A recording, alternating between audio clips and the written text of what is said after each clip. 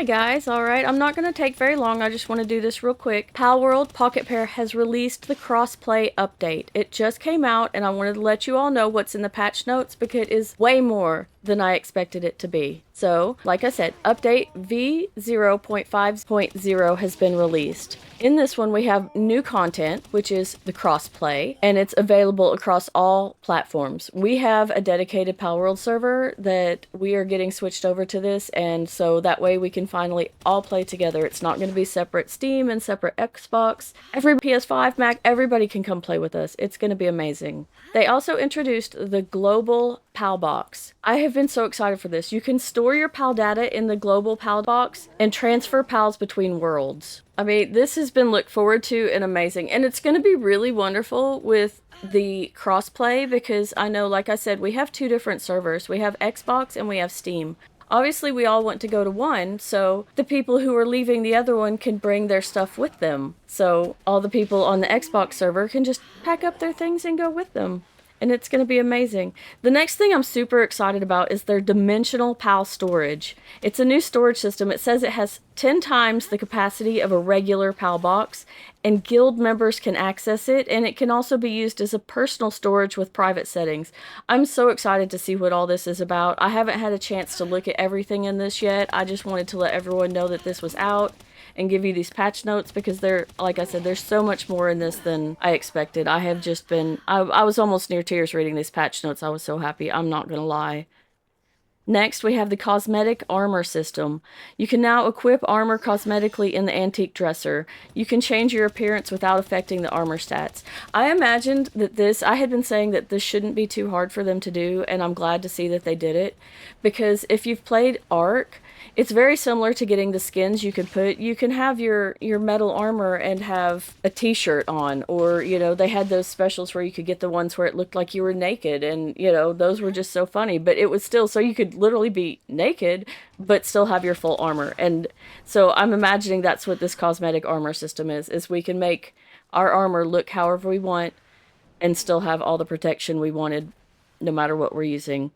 Here's one I'm super excited about. As an Xbox user and someone who can't install mods, they are introducing photo mode, which is accessible from the PAL command wheel. You can hide the UI and move the camera around to take stunning screenshots. It's just going to make it so much easier. I was literally saying in a Palworld creator group earlier today that I really wished that I could do the mods that they do to get those amazing screenshots without all the, all the HUD stuff on it. And I hate that. So I almost cried when I saw that. I was so excited. So, and now they also introduced a drafting table, which allows you to combine low rarity blueprints to create higher rarity ones. So I imagine if you get a bunch of level 1s, you can combine them and maybe get a level 2 or a level 3, and assuming all the way up to legendary. So I'm super excited because I never have luck farming those legendary schematics. I can't. That's why you don't see those videos from me, guys. I cannot do it. I don't know why. I can't get legendaries, and it's so frustrating to me. And they have also added dedicated servers for Mac, which is amazing if you just want to stay on Mac. But like I said, I'm super excited about crossplay. It's what I've been waiting for, to get to play with most of the people in my Discord server, because I haven't been able to. It seems weird to have a Discord server with a dedicated Palworld server and everyone gets to play on it but me. So now they've added the specification adjustments they have. Buildings can now be placed even if they overlap with a PAL. Not gonna lie, this is another thing I have asked for incessantly. I cannot stand the fact that anytime I go to place something, if I have a PAL out, especially like my Jetragon, they're going to stand right in front of me. And I can't place it down. And I'm like, if I'm gonna build, there should never be a PAL right in front of me. I don't want the PAL. I have my build menu open. I clearly want to put something down in front of me. So I'm so excited now that we can place that stuff even if the PALs are in the way. Let's see. When connecting foundations or roofs, the connected pieces will now automatically align in the same direction. That makes me so happy. But that's just my OCD building, so that's all me. Most people probably won't care nearly as much as I did about that one. Let's see. Assigning an ice PAL to the flea market will slow down item decay in storage and sales. So that's really cool if you're playing on something where you can do the flea markets, which if you joined the dedicated server, you can. They added torches at the entrance of random dungeons for better visibility. Players can now sit on chairs and cushions. We could sit on some of the chairs. I noticed that the newer Japanese ones you couldn't sit on, and the cushions on the floor you couldn't sit on. But every time I leave, I go into our guild apartment building and I go to the sunroom and sit down in a chair. So you've been able to sit in chairs since the last update, but you could not sit on the Japanese ones. So I'm imagining that's what they're adding. Some weapons that dealt ultra high damage to trees will no longer drop items upon destruction. They added new NPCs and improved NPC behavior during conversations. I'm so excited to see the new NPCs. It's always so much fun to me to show up and have something new entirely, someone new to talk to. It's great. They did some balance adjustments. They adjusted elemental chest rewards. Dog coins will always drop from these chests, and they will also have small chance of containing work suitability books.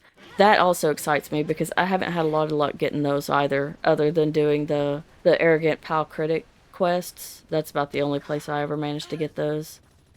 It does say existing chests in the current worlds will retain the old drop tables. New ones will follow the updated table.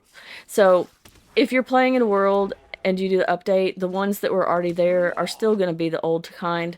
But as you get them and after you open them, the next one that spawns is going to be the new loot table. So go find as many as you can. If you're not going to wipe your world, go find as many as you can so you can start getting the new loot table going. They increased the XP gained from defeating the attack chopper, which is great. They increased the DPS of flamethrowers, also great. They adjusted the default attack used by electric and dark pals when all active skills are on cooldown, making them more in line with the other elements. That's great. I'm really, really glad they switched that so that it doesn't do the cooldown thing. I still have a habit. I prefer to get a bunch of short CTs because I like to have them just continually banging it out, just whack, whack, whack with attacks. But that all came from the fact that I used to think the game was bugged when my pals would just stand there and not attack. I'm like, why aren't they attacking? And it took way too long for me to realize that it's because all their skills were on cooldown and they had no attacks left. Let's see. Some human NPCs now have work suitability or work animations when assigned tasks at a base. That's funny. I wonder when they're going to let us start breeding them. That might be a step too far. Summoned raid bosses can no longer damage other bases. That's pretty cool. I've never summoned a raid boss near someone else's base, but there's a thought. Added water attribute to Demud. That's good. I always wondered why he was just ground. I mean, he spits water. He's a fish. He should have water also. NPC event rewards have been adjusted. To maintain fairness, all NPC conversation logs have been reset, allowing players to claim rewards again. So, that is amazing. I'm really excited about that because, as I said, I like talking to the NPCs. And I don't know if you know this, but if you go check the campfire guys, almost every one of them will give you something. Some even give you food. It's usually something like 10 wood or 5 paldium, but still, I check with everybody. A lot of the NPCs will give you stuff. Let's see, they changed the UI. The favorites have been categorized into favorite 1, 2, and 3 groups. Holding the plus minus button in the Pal Soul enhancement UI will now continuously increase or decrease values. That's great, because I hated pushing the button 2 zillion times.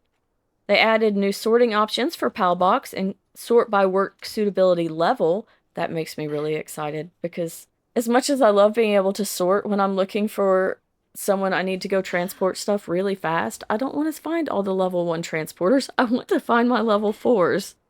Let's see, they added an extra large text size option. Guess that's good for all us blind folks out here. And they added full screen mode. Achievements, they added several new achievements. I have no idea what those might be. We will just have to figure that out as we go. Bug fixes. They fixed an issue where players could get launched into space while climbing. I actually have a video of that. It was really, really weird. They fixed a bug where getting stunned by an enemy while riding a flying pal over water would send the player flying into the sky. They were big on the flying stuff. I also had a Starion that floated off into space one night. It was rather interesting. They fixed an issue where commanding a summoned pal to attack would also target the Black Marketeer and Metal Merchant. Ooh, those were frustrating. Yeah, I had that problem a couple times. I don't like that. They fixed a bug where bounty tokens with identical passive effects did not stack properly. Never saw that one, not personally. Fixed an issue where players would sometimes get launched upward when dismounting as your main. They had a lot of issues with people shooting into the sky, it seems. It was kind of funny to watch, though. Fixed an issue on dedicated servers where pals could get stuck on top of feed boxes. Yeah, that was weird.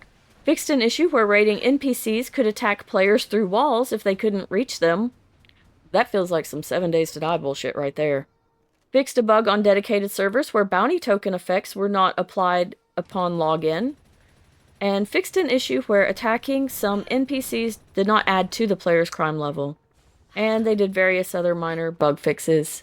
So that's all the stuff that they've added. It was so much. I couldn't believe how much new stuff they added for just their mid update.